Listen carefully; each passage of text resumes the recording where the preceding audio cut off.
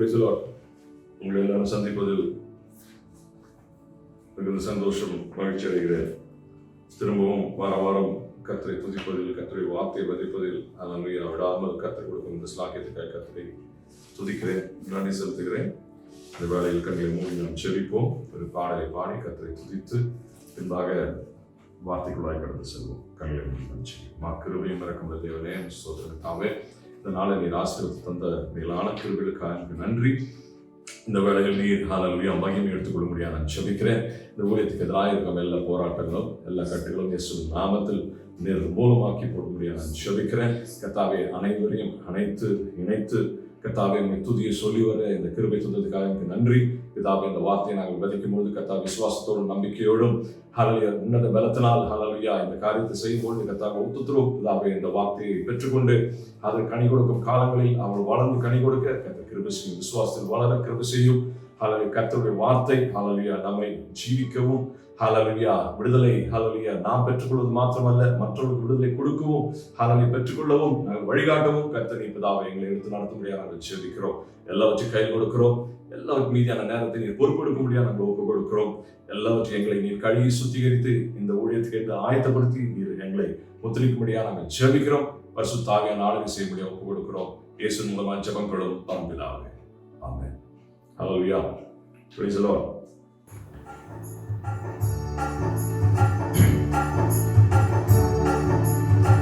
புதுபலனை தாரும் தெய்வமே, புதுபலனை தாரும் தெய்வமே, உம்மை போல் மாற வேண்டுமே, உம்மை போல் மாற வேண்டுமே, இதுவே நான் எந்தன் வாஞ்சையே, இதுவே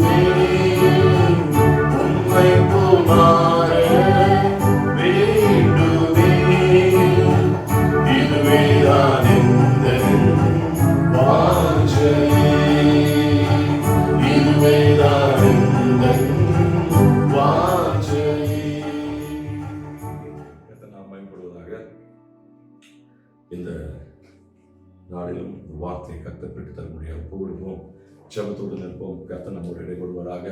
நம்மில் இருக்கும் காரியங்களை கர்த்தராக நேர்த்தியாக நடத்தி தருவாராக. ஆமென். சொல்லுவாங்க.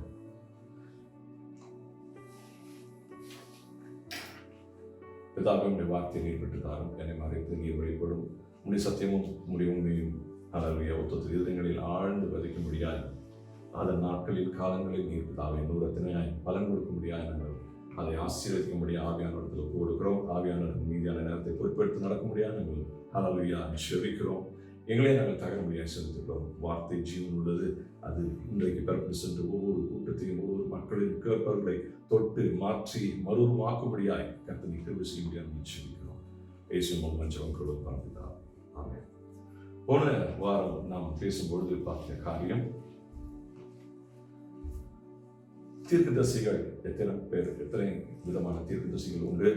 தீர்க்கதரிசிகள் பொய் தீர்க்கதரிசிகளை குறித்து நாம் கொஞ்சம் விவரித்து பார்த்தோம். இன்றைக்கு நாம் பார்க்கும்போது ஒரு தீர்க்க தரிசனத்தை கர்த்தரின் வார்த்தையில் அதை நிழலிட்டு பார்க்க வேண்டும் என்று சொல்லி கர்த்தர் விரும்புகிறார். எல்லாம் சொல்லும் தீர்க்க தரிசனங்களும் எல்லாவற்றையும் கேட்டுவிட்டு அதன்படியே வழி தவறி போகாதபடிக்கு கர்த்தரால் உரைக்கப்பட்ட பரிசுத்தாவினால் உரைக்கப்பட்ட தீர்க்க தரிசனத்தை அது வார்த்தையினால் புடமிட்டு பார்க்க வேண்டும் என்று சொல்லி தேவன் விரும்புகிறார். ஒரு மனுஷருக்கோ ஒரு ஸ்திரீக்கோ ஒரு மனுஷனுக்கோ ப்ராபசி பரிசுத்தாவினால் வியாபரிக்கிறது என்று சொன்னால் அது உன்னதத்தில் தேவன் உச்சரிப்பு தருவதை அது உண்மையும் உத்தமும் பரிசுத்தமாக இருக்க வேண்டும் என்று சொல்லி பார்க்கிறோம். ஒரு மனுஷனின் வார்த்தை வாயில் வரும். அவன் ஆவியானவர் அவன் மனதிலிருந்து தோன்றி அவனுடைய சகலவற்றையும் ஆளுகை செய்து வாயின் உதட்டுகளால் உச்சரிக்கும்படியாய் கர்த்தர் கிருபை செய்கிறார் என்று சொல்லி பார்க்கிறோம். அவர் முதலாவது ஒரு பரிசுத்த கர்த்தருடைய பாத்திரமாக இருக்க வேண்டும். பரிசுத்த ஜீவன் ஜீவிக்க வேண்டும். கர்த்தரால் அவனை கர்த்தருடைய ஊழியத்தில் என்று பிரித்தெடுக்கப்பட்டவனாய் இருக்க வேண்டும். அபிஷேகத்தினால் பரலோகத்தின் அபிஷேகத்தினால் நிறைவு பெற்றவனாய் இருக்க வேண்டும். Speaking only what God wants to speak. தேவன் அவனிடத்தில் என்ன சொல்கிறார் அதை மாத்திரம் நாம் சொல்லும்படியா அவனை கீழ்ப்படுத்தி ஒப்பு கொடுத்து கர்த்தர் ஆவிக்கு கீழ்ப்படிந்தவனாய் இருக்க வேண்டும். ஆனால் கர்த்தர் என்னென்ன பேச வேண்டும் என்று விரும்புகிறாரோ அதை மாத்திரம் பேசும்படியாய் கர்த்தர் எதிர்பார்க்கிறார் என்று பார்க்கிறோம். ஆனால் இந்த நாட்களில் பார்க்கும் பொழுது நிறைய தீர்க்கதரிசிகள், போன வாரம் பார்க்கும்பொழுது தீர்க்க தரிசனம் எங்கிருந்து வருகிறது? தீர்க்கதரிசிகள் கர்த்தரால் ஏற்படுத்தப்பட்டவர்கள், சொந்தமாக ஏற்படுத்தின தீர்க்கதரிசிகள். அவர்களை குறித்து அவருக்கு என்னென்ன தண்டனைகள், சொந்தமாய் உச்சரித்து யோசனைகள் சொந்த மாம்சத்தில் பேசுகிறவர்களுக்கு என்னென்ன தண்டனைகள் என்று சொல்லி நாம் பார்த்தோம். இன்றைக்கு நாம் பார்க்கும்பொழுது ஒரு தீர்க்க தரிசனம், is it perfect? anyone who prophesies, is it perfect? ஒரு தீர்க்கதரிசி சொல்கிறாங்கன்னா அது சரியானதா உண்மையானதா என்று சொல்லி நாம் பார்க்க வேண்டியது அவசியமா இருக்கிறது. 1 கொரிந்தியர் 13:9-10 வாசிப்போம். நம்முடைய அறிவில் குறைவுள்ளது, நாம் தீர்க்கதரிசனம் சொல்லுதலும் குறைவுள்ளது, நிறைவானது வரும்பொழுது குறைவானது ஒழிந்து போகும். ஆமென். ஹalleluya. praise the Lord. hallelujah. அது நாம் குறைவானவர்கள், மாம்சத்தில் இருப்பவர்கள், வாழ்பவர்கள். ஆனால் ஹalleluya நாம் குறைவாய் இருக்கும் பொழுது உன்னத தேவன் நிறைவானவர். அவர் நம்முடைய பேசும்பொழுது குறைவானது போய்விட்டு நிறைவானது பூர்ணமானது கர்த்தருடைய உன்னதத்தின் உச்சரிக்கும் குரல் நம்மில் வெளிப்படும் பொழுது ஹalleluya அது முழுமையை வெளிப்படுத்துகிறது என்று சொல்லி பார்க்கிறோம். ஹalleluya. இரண்டாவது பார்க்கும்போது 1 தெசலோனிக்கர் 5:20-21 வாசிப்போம். தீர்க்க தரிசனங்களே அற்பமா எண்ணாதிருங்கள். தீர்க்க தரிசனம், கர்த்தரிடத்தில் வரும் தீர்க்க தரிசனத்தை நாம் அற்பமா எண்ணக்கூடாது. ஹalleluya. அடுத்தது எல்லாவற்றையும்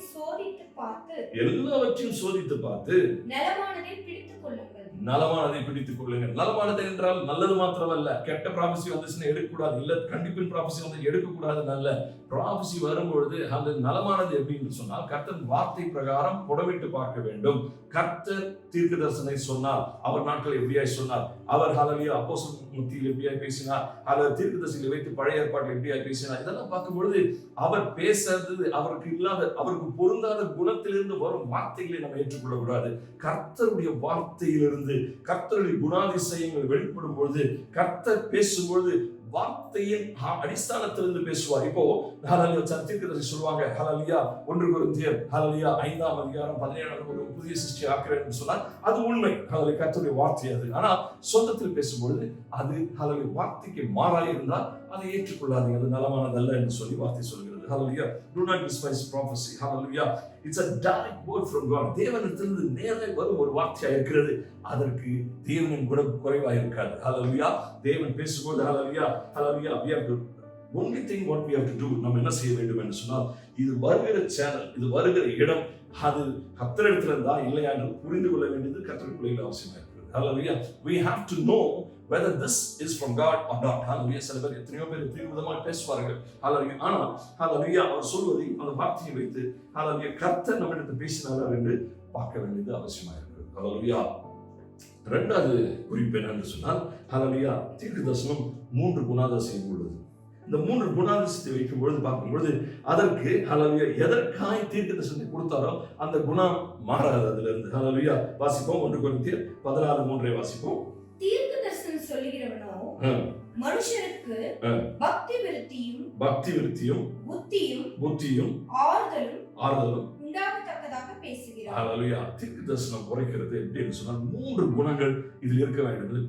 ப்ராஃபஸி சொல்லும்போது எல்லாத்தையும் நம்ம ஏற்றுக்கொள்ளக்கூடாது. இது வார்த்தையின் படி இருக்கிறதா? முதலாவது helping others to grow in the Lord. முதலாவது வளரும்படியாய் தீர்க்க தரிசனம் எதுக்கு என்று சொன்னால் வார்த்தையிலும் கர்த்தர் மீது இருக்கிற விசுவாசத்திலும் நம்பிக்கையிலும் வளரும்படியாய் ஹல்லேலூயா நித்தியத்துக்கு நேரே கடந்து செல்லும்படியாய் அது அவர்களுக்கு ஹல்லேலூயா ஒரு ஊண்டுதலாய் இருக்கும்படியாய் ஒரு ஹல்லேலூயா சுமை தாங்கி கல்லாய் இருக்கும்படியாய் கர்த்தர் என்ன செய்கிறார்? தீர்க்கதரிசனத்தை கொடுக்கிறார். You have to be ஹல்லேலூயா என்ன செய்ய வேண்டும்? மற்றவர்களை ஹல்லேலூயா பலப்படுத்துவர்களாய் ஹல்லேலூயா தீர்க்கதரிசிகளாய் மாற வேண்டும். It should be encouraging others. ஹல்லேலூயா அவர்களை பலப்படுத்துவதாக இருக்கட்டும், அவர்களை உற்சாகப்படுத்துவதாக இருக்க வேண்டும். ஹல்லேலூயா இப்போ சோர்ந்து போய் இருப்பவர்களுக்கு கர்த்தர் சொல்கிறார் ஹல்லேலூயா தீர்க்கதரிசனம் வருவது ஹல்லேலூயா ஒருத்தருக்கு ஹல்லேலூயா வரும்போது பார்க்கும்பொழுது ஹல்லேலூயா இப்போ இருக்கிற காரியத்தை குறிக்காது, நாளை வர காரியத்தை குறிக்காது, கடைசியில் வரும் காரியம் அது எங்கு போய் நான் உன்னை கொண்டு செல்வேன் என்று சொல்லி நிச்சயத்தை பைபிள் எடுத்து வாசிக்கும் போது உங்களுக்கு தெரியும். ஹல்லேலூயா தானியேலின் வாழ்க்கையிலும் ஹல்லேலூயா யோசேப்பின் வாழ்க்கையிலும் பார்க்கும்போது 14 நட்சத்திரம் அந்த விழுவது எப்பொழுது கடைசியில் தான் ஆனது. ஆனால் பாடும் குழியில் விழுவதை சொல்லவில்லை. ஹல்லேலூயா அந்த மனுஷருக்கு விற்கப்படுவேன் என்று சொல்லவில்லை, போத்திபார் வீட்டில் இருப்பேன் என்று சொல்லவில்லை, என் சிறைச்சாலையில் போவேன் என்று சொல்லவில்லை. ஆனால் 14 நட்சத்திரம் உன் காலையில் வந்து விழும் என்று சொன்னார். அந்த 14 ஹல்லேலூயா சகோதரர்கள் எரிச்சல் கொண்டார்கள். ஆனால் தீர்க்க தரிசனம் என்று சொன்னால் ஹல்லேலூயா நடுவில் இருக்கும் பயணத்தை குறித்தல்ல, always comes in parts. அதை குறித்து நாம் பார்ப்போம். ஹல்லேலூயா. இரண்டாவது காரியத்தை குறித்து பார்க்கும்போது 1 கொரிந்தியர் 14:31 வாசிப்போம். எல்லாரும் கற்கிறதற்கும் எல்லாரும் தேர்கிறதற்கும் நீங்கள் அனைவரும் ஒவ்வொருவராக தீர்க்க தரிசனம் சொல்லலாம். ஹல்லேலூயா. நீங்கள் ஒருத்தருக்கும் இது சொல்ல வேண்டிய ஒரு அவசியம் இருக்கிறது. கர்த்தருடைய பிள்ளைகள் தீர்க்க தரிசனம் சொல்லலாம். ஹல்லேலூயா. கர்த்தர் எல்லாருக்கும் வைத்திருக்கிறார். இது கர்த்தரோடு சேர்ந்து இருக்கும்போது, நீங்க ஒரு கர்த்தருடைய பிள்ளையாய் இருக்கும்போது, கர்த்தருடைய பாத்திரமாய் இருக்கும்போது, கர்த்தர் உங்களோடு சொல்ல வேண்டியது, மக்களை ஒரு அறுவடையை கொண்டு வர வேண்டியது, அதை எப்படி கொண்டு வர வேண்டும், எந்தெந்த நிலைகளை கொண்டு வர வேண்டும் என்று நீங்க கர்த்தரோடு சேர்ந்து இருக்கும்போது கர்த்தர் உங்களோடு இடைபடுவார், பேசுவார். ஹல்லேலூயா. உன்னை தீர்க்க தரிசனம் சொல்ல அவர் உன்னை உற்சாகப்படுத்துவார் என்று சொல்லி பார்க்கிறோம். ஹல்லேலூயா. ஹல்லேலூயா. ஒன்று நான் சொன்னது போல ஹல்லேலூயா ஒருத்தர் மூலமா எடிஃபிகேஷன் ஹல்லேலூயா பக்தி விருத்தி அடையும்படியாய் hallelujah building up the believer in faith love and the Holy Spirit. Hallelujah. பக்தி விருத்தி அடைய வேண்டும் என்று சொன்னால் ஹல்லேலூயா building up the believer விசுவாசியை கட்டி எழுப்பும்படியாக அது கொடுக்கப்பட்டிருக்கிறது. ஹல்லேலூயா.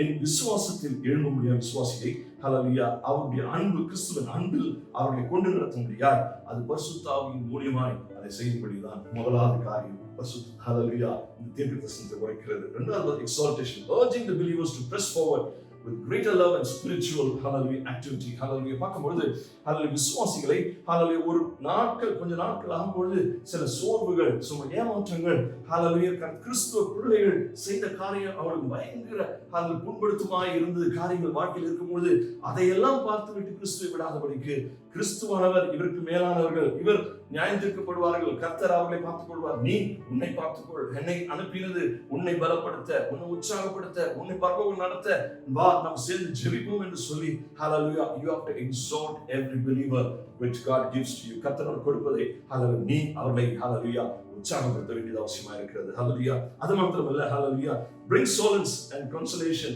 to wear and buffet and the afflicted. Hallelujah.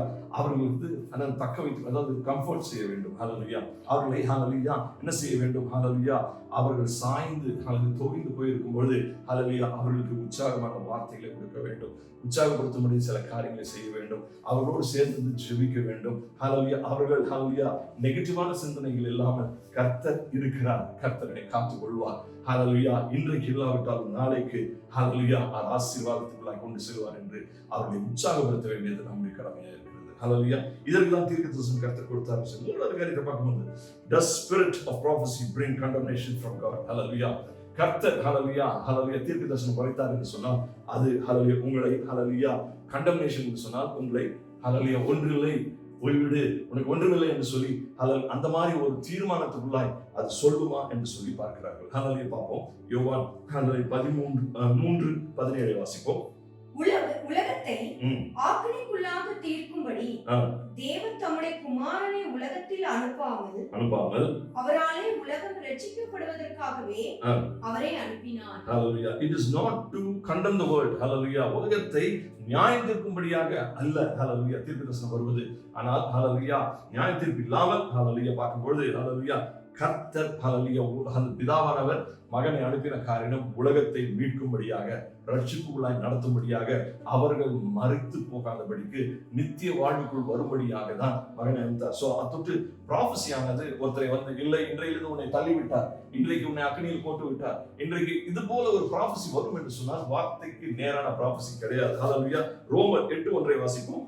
ஆனபடியால் கிறிஸ்து இயேசுவுக்குட்பட்டவர்களாய் இருந்து மாம்சத்தின்படி நடவாமல் ஆவியின்படியே நடக்கிறவர்களுக்கு ஆக்கினை தீர்ப்பில்லை. Hallelujah. There is no condemnation. Hallelujah. தீர்ப்பு இல்லை யாருக்கு? For which are in Christ Jesus. கிறிஸ்துவுக்குள்ளாய் இருப்பவர்களுக்கு நியாய தீர்ப்பு இல்லை. Hallelujah. ஆனால் who walk not after the flesh but after the spirit. ஏனென்றால் தீர்ப்பு யாருக்கு இல்லை என்று சொன்னால் மாம்சத்தின் வழியிலே நடக்காமல் அவர்கள் என்ன சொல்கிறார்? ஆவியின் பின்பாக நடப்பவர்களுக்கு நியாய தீர்ப்பு இல்லை. ஹalleluya. சோ நியாய பரிசுத்த ஆவியானவர் உங்களோடு இடைபடும் பொழுது தீர்க்கதரிசனத்தின் வசனத்தை கொடுக்கும் பொழுது அது உங்களுக்கு நியாய தீர்ப்பை கொண்டு வராது. ஹalleluya உங்களை நியாய தீர்ப்பிலிருந்து தப்ப வைக்கும்படியாய் வழிகளை ஹalleluya சொல்லி தருவார். ஹalleluya உங்களை ஸ்திரப்படுத்துவார், பலப்படுத்துவார் என்று சொல்லி ஹalleluya நாம் பார்க்கிறோம். ஹalleluya ரோமர் 8 ஹalleluya 34 வாசிப்போம். ஆக்கினைக்குள்ளாக தீர்க்கிறவன் யார்? கிறிஸ்துவே மரித்தவர், அவரே எழுந்தும் இருக்கிறவர், அவரும் எழுந்தும் இருக்கிறவர், அவரே தேவனுடைய வலது பார்சத்திலும் இருக்கிறவர். ஹalleluya நமக்காக வேண்டுதல் செய்கிறவரும் அவரே.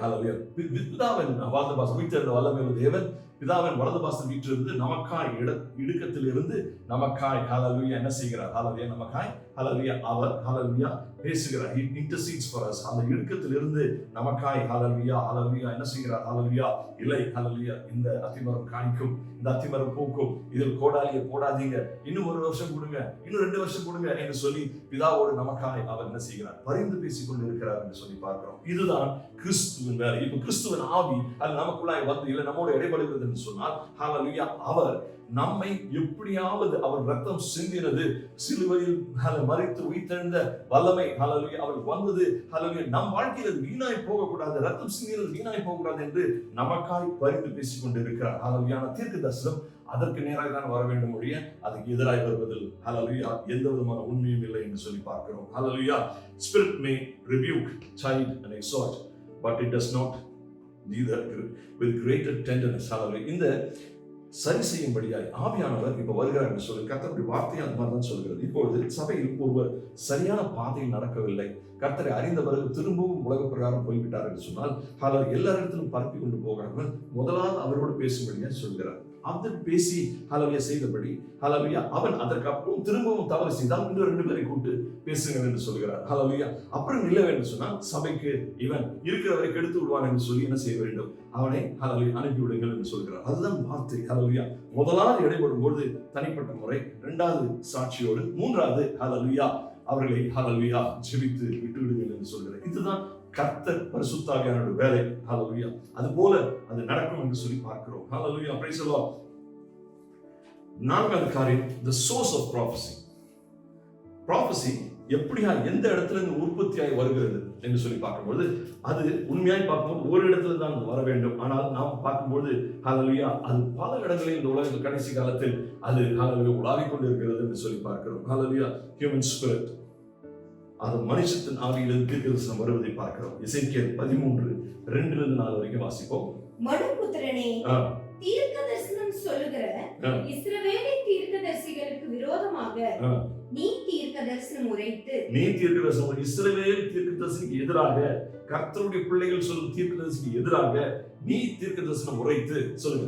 தங்கள் இருதயத்தில் இருக்கிறதையே, அவங்க இருதயத்தில் இருக்கிறதையே எடுத்து தீர்க்கதரிசனம் சொல்லுகிறவர்களோடே, தீர்க்கதரிசனம் சொல்லுகிறவர்களோடே நீ சொல்ல வேண்டியது என்னவென்றால் கர்த்தருடைய வார்த்தையை கேளுங்கள்.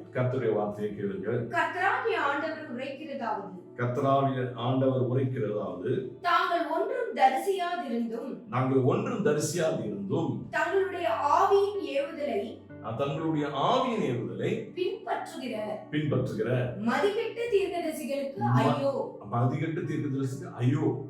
இஸ்ரவேலே, உன் தீர்க்கதரிசிகள் வனாந்தரங்களில் உள்ள நரிகளுக்கு ஒப்பாய் இருக்கிறார்கள். அப்போ சொந்த ஆவியில் தீர்க்கதரிசனம் சொல்கிறார்கள். அவர்கள் சுயத்தை நாடி வருகிறார்கள், அவர்கள் வயிற்றை நாடி வருகிறார்கள். அவர் தேவனோடு உறவாடாத ஒரு மக்களாக இருக்கிறார்கள். தேவன் சித்தத்தை சொல்லாதவர்களாக இருக்கிறார்கள். தேவன் சத்தத்தை கேட்காதவர்களாக இருக்கிறார்கள். தேவன் சொல்வதை கீழ்ப்படியாமல் சொந்தத்திலும் சுயத்திலும் அவர்கள் சொந்தமாய் மாம்சத்தில் ஹல்லேலூயா சொல்லும் காரியங்கள் ஹல்லேலூயா அவர் எப்படியா இருக்கிறார்கள் சொன்னால் ஹல்லேலூயா வனாந்தரத்தில் இருக்கும் நரிகளுக்கு ஒப்பாக இருக்கிறார்கள். ஹல்லேலூயா இவர்கள் ஹல்லேலூயா என்ன என்று சொன்னால் இவர்கள் உங்களை கொண்டு அவர்கள் வயிற்றை நிரப்பும்படியாய் உங்களிடத்திலிருந்து இருக்கும் ஐஸ்வர்யத்தையும் ஆசீர்வாதத்தையும் கர்த்தருடைய ஆசீர்வாதத்தை திருடும்படியாய் அவர்கள் வரார்கள். ஆனால் நீங்களோ அவர்களிடத்தில் என்ன செய்ய வேண்டும்? இது மாம்சத்தின் ஆவி என்று புரிந்து கொள்ள முதலாவது அதை பார்க்கிறோம். இரண்டாவது பார்க்கும்பொழுது ஹல்லேலூயா வாசிங்க 2 Chronicles 18:21.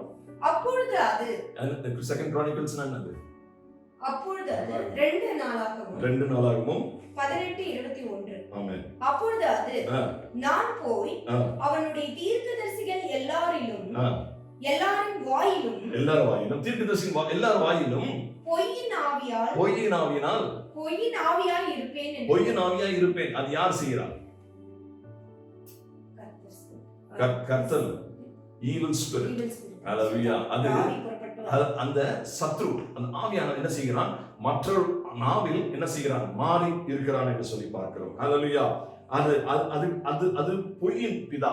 அது என்ன செய்யும்? ஹல்லேலூயா நல்ல இடங்களிலும் போய் உட்கார்ந்து கொண்டு கர்த்தருடைய பிள்ளைகள் சொல்லும்போது ஹல்லேலூயா அவர்கள் நிலவரம் மாறி நிற்கும் என்று சொன்னால் ஹல்லேலூயா அவர்கள் அபிஷேகத்தில் முழுமையாய் நிரப்பி நிற்காதபடி இருக்கும் வாழ்க்கையில் இருக்கும் பொழுது இதற்கு அவகாசம் கொடுக்கும் பொழுது அது நாவில் நுழைந்து விடுகிறான். ஹல்லேலூயா அவன் பேசுவது பார்க்கும்பொழுது ஹல்லேலூயா சத்ருவின் ஆளுகைக்கும் சத்ருவின் கோட்டைகளுக்கும் ஹல்லேலூயா ஜெயம் உண்டாகும்படியாய் இவர்கள் நாவிலிருந்து அதெல்லாம் சொல்லும்போது பார்க்கும்போது உலகத்துல இருந்து காக்கா கூட்டுல வந்து குயில் முட்டையிட்ட மாதிரி ஹல்லேலூயா அது குஞ்சு பொறிச்சாதான் தெரியும் இது காக்கா இல்லை இது குயில் என்று சொல்லி. இது போல நம்மளுடைய சில வார்த்தைகளை நாம் சொல்லும் பொழுது கர்த்தருடைய பிள்ளைகளாக இருக்கும். அந்த நேரத்தில் நாம் அதற்கு ஆயத்தத்தோடும் அபிஷேகத்தை நிறைவோடும் பரிசுத்தாவின் வழிநடத்தத்தோடு இல்லாமல் இருக்கும் பொழுது இந்த நாம் என்ன செய்கிறோம் என்று சொன்னால் ஹல்லேலூயா சொந்தத்தில் பேசாது ஹல்லேலூயா வேற ஏதோ ஒரு ஆவி சொன்னது என்று அது தேவனால் வந்தது என்று நினைத்து விட்டு அவர் சொல்லி விடுவார்கள். ஆனால் அது ஹல்லேலூயா கர்த்தருக்குள்ளாய் நிறைவாய் அது கொண்டு செல்லாது என்று சொல்லி பார்க்கிறோம். ஹல்லேலூயா வாசிங்க.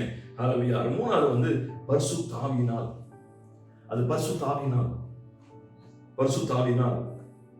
ஹல்லேலூயா மாத்திரம் ஹல்லேலூயா அது பரிசுத்தாவியினால் சொல்லப்பட்டது, ஊக்குவிக்கப்பட்டது, ஜெபித்து ஆயத்தப்பட்டு கர்த்தரிடத்திலும் அனுமதி பெற்று வந்து கர்த்தருடைய வார்த்தையை சொல்ல கர்த்தர் நாவு உன்னோடு சேர்ந்து நிற்கும்படியா பரலோகத்தின் அபிஷேகம் உன்னோடு சேர்ந்து பரலோக அக்னி உன்னோடு சேர்ந்து இருக்க முடியாது இந்த பரலோகத்தின் வார்த்தை உங்களுக்காக கடந்து வரும்பொழுது கர்த்தர் ஹல்லேலூயா அவருடைய சித்தத்தை அந்த வார்த்தையில் ஒருபோதும் மாறுதல் உண்டாகாது. அதில் கனி இருக்கும். ஹல்லேலூயா கர்த்தர் ஹல்லேலூயா சாட்சி இருக்கும். அது ஊழியக்காரனுக்கு சாட்சி இருக்கும். அவனுடைய வாழ்க்கை பரிசுத்தமாக இருக்கும். அவன் சொல்வது அதில் நிறைவேறும் ஒரு மாறுதல் இருக்காது. அது பரலோகத்தின் அந்த வார்த்தையாக இருக்கிறது. ஹல்லேலூயா நான்காவது பார்க்கும்பொழுது ஹல்லேலூயா இன்னொரு ஆவின்னு சொல்லி எல்லா ஆவியும் கலப்படமாயிருக்கும்.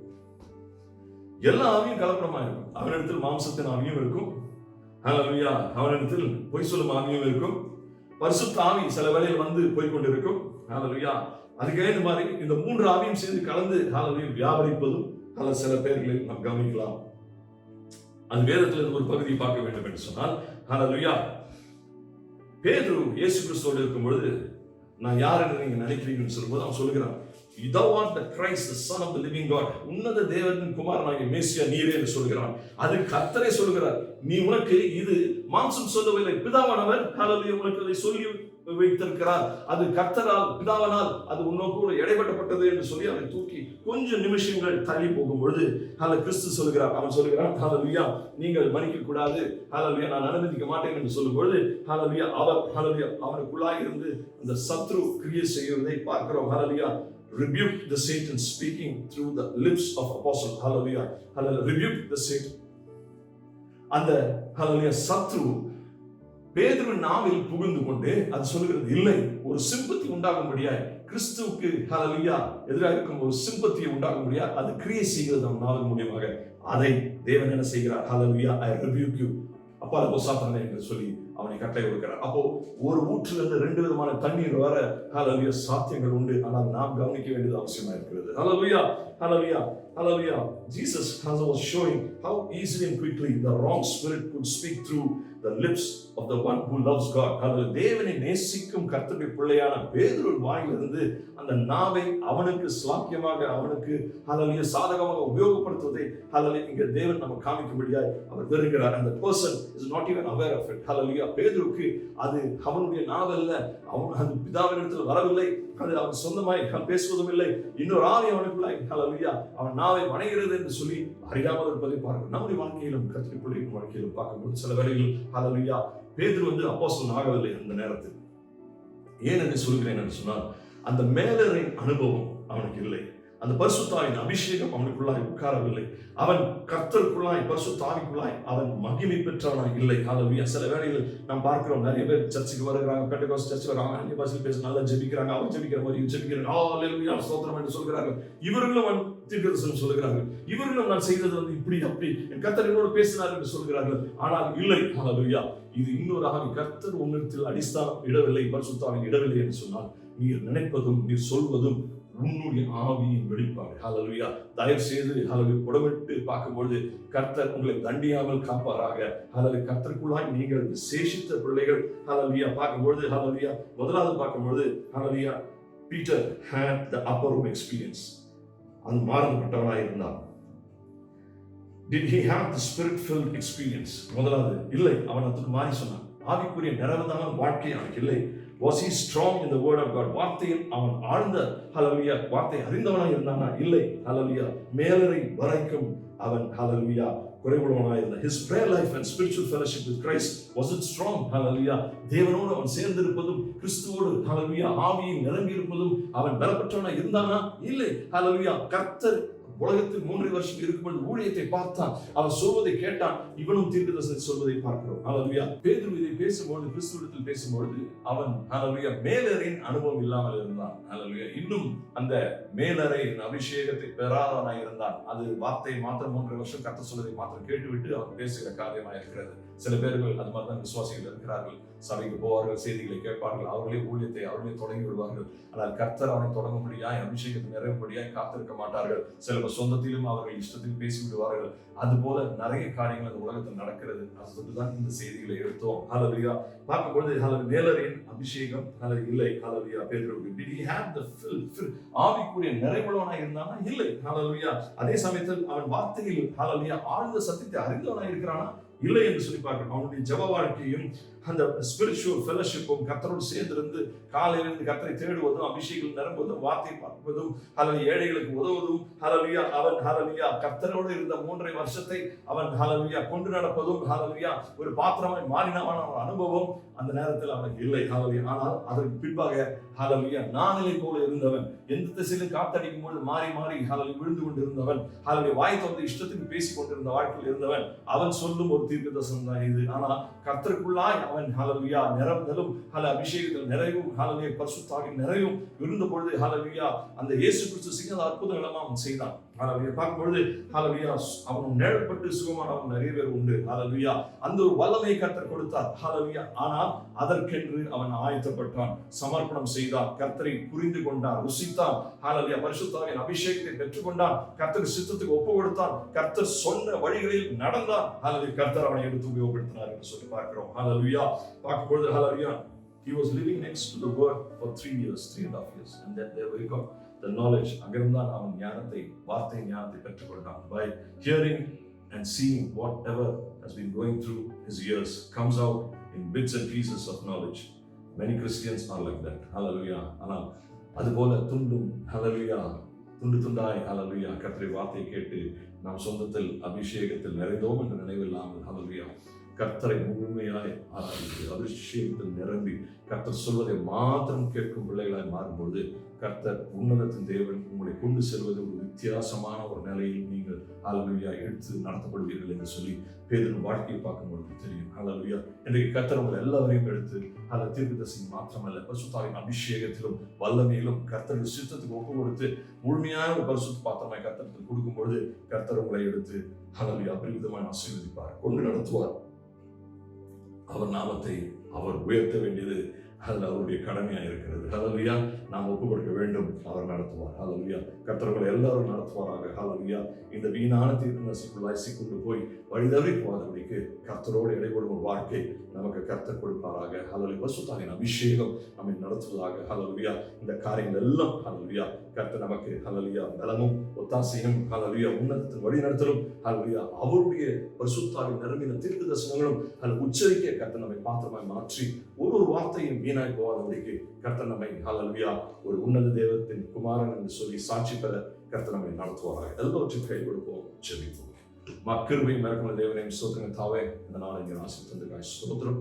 நீர் இதுவரை வழி நடத்தியதற்காக ஸ்தோத்திரம். இனிமேலும் வழி நடத்த வல்லவராக எங்களை சுத்திகரிக்கும்.